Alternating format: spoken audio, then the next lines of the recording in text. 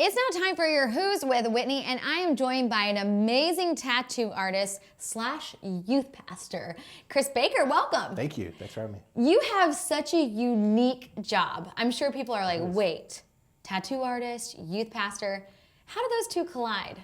Yeah, it's interesting. I got into the youth ministry because my pastor noticed one day after church that all the high school kids were hanging out talking to me. And he kind of pulled me aside later that week and said, "What's up with this? Why are these kids hanging out with you? You're 40 years old." So I'm covered in tattoos, and they assume that means I'm cool in some way, and I'm not going to tell them I'm not. So, and he asked me to work with the youth group, and that was the start of it. Wow, so you started working with the youth group, and then with your tattoo shop, you now have been able to turn that into a type of ministry. Yeah, we started Ink 180 Ministry in 2011 to provide now free tattoo removals and free tattoo cover-ups for former gang members trying to get their lives back on track and leave that lifestyle in the past, victims of sex trafficking, victims of domestic violence who had tattoos forced upon them.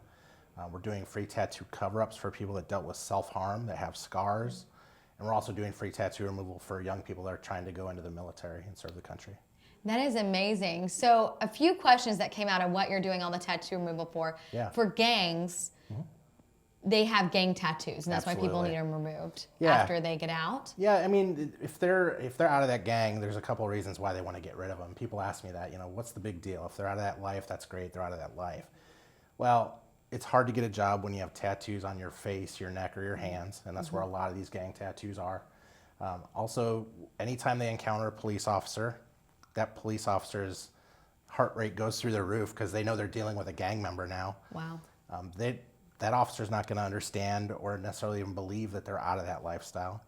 And, we want people to be able to go out and get a job and take their kids out and not have to look over their shoulder and worry about getting shot or whatever. So. That is amazing, because that is kind of like a permanent thing when they have it, that it's not only a reminder, but then also people recognize that as well. Yeah, I mean, when they're in that gang, they want that tattoo to be visible. It's like a badge of honor to them. And the higher the rank that they are in that gang, the more tattoos and the special tattoos they get.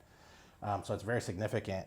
And the minute that they leave that life, the first thing they want to do is get rid of it all. Wow, that is amazing. And then the Army, you mentioned that too. Can you not have tattoos in the Army? Well, they've changed their regulations a few times in recent years, and they just are very specific about not wanting tattoos below a certain space on your arm or your hands or your wrist or anything like that. So, we help people that want to go out and serve our great country and make a difference themselves. So. That is amazing. Well, thank you for all you do. Where can people find out more about you? On ink180.com or on Facebook at ink180.